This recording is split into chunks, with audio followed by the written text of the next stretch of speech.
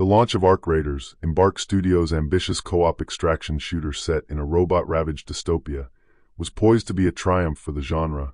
blending tense PvE skirmishes against hulking mechanical horrors with emergent player-driven alliances that turned every raid into a pulse-pounding social experiment. Players raved about the fluid gunplay, where energy shields and wide-angle views fostered deliberate, cooperative firefights rather than the frantic ambushes plaguing competitors like Escape from Tarkov.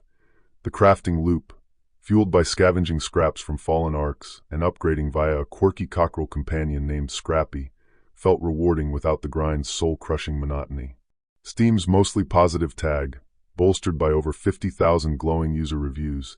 painted a picture of a game that humanized the loot and extract formula, emphasizing de-escalation mechanics like the don't shoot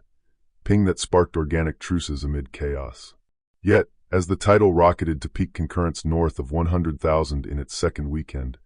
mainstream gaming media's response fractured into a chasm of acclaim and condemnation,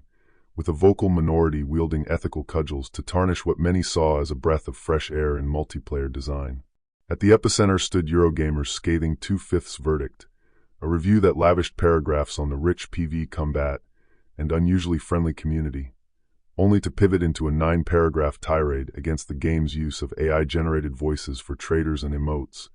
branding it an inexcusable decision that eroded artistic integrity and mocked the very theme of human resilience against machine incursion. The critique zeroed in on the text-to-speech inflections, flat, blunted deliveries sourced from real actors' consented likenesses, but algorithmically mangled into soulless echoes, that clashed with the game's emphasis on vocal camaraderie,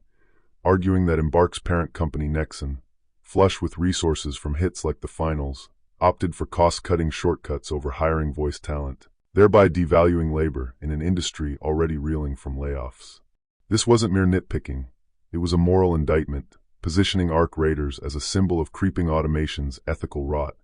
where emergent AI behaviors and enemy animations dazzled, but vocal placeholders betrayed a contempt for the human sociability the game so masterfully evoked. The fallout was seismic.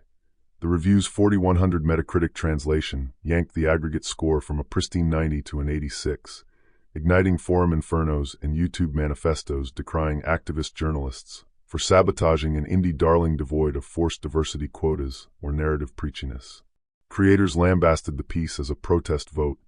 akin to docking points for crunch scandals or microtransaction sins, insisting that gameplay merits shouldn't bow to ancillary gripes. After all, if AI voices were the hill to die on, why not eviscerate every mobile title or NPC chatter in Skyrim? Polygon echoed the unease in a follow-up, probing Nexon's CEO Owen Mahoney's defiant retort that assume everyone's using generative AI these days, a flippant dismissal that prompted indie devs from studios like Demon School to retort they'd rather cut off our own arms than normalize such tools, fearing a race to the bottom where human creativity becomes expendable collateral. Kotaku and IGN, for their part, sidestepped the AI quagmire to hail the title's thrilling, approachable highs, with scores in the 8s and 9s underscoring a PvP sweet spot that made raids feel like adrenaline-fueled heists rather than masochistic slogs. Yet the damage lingered in editorial echoes. Scattered op-eds framed Arc Raiders as a cautionary tale of corporate hubris, where machine learning efficiencies and animation reinforcement learning couldn't mask the hollowness of synthesized dialogue, potentially alienating voice actors in a post-strike era. Coverage in outlets like Games Radar amplified the schism, interviewing devs who viewed the backlash as a microcosm of broader tensions. Media gatekeepers, scarred by AI's encroachment on writing gigs and art pipelines, projecting anxieties onto a game that dared prioritize fun over flawless fidelity. Players, undeterred, flooded discords with tales of ledge-grab exploits and arc-riding maneuvers that turned maps into playgrounds of vertical mayhem, their enthusiasm a rebuke to the punditry's puritanism. In this maelstrom, Arc Raiders emerged not just as a shooter, but a Rorschach test for gaming's soul. Did the unfavorable spotlight expose genuine lapses in empathy,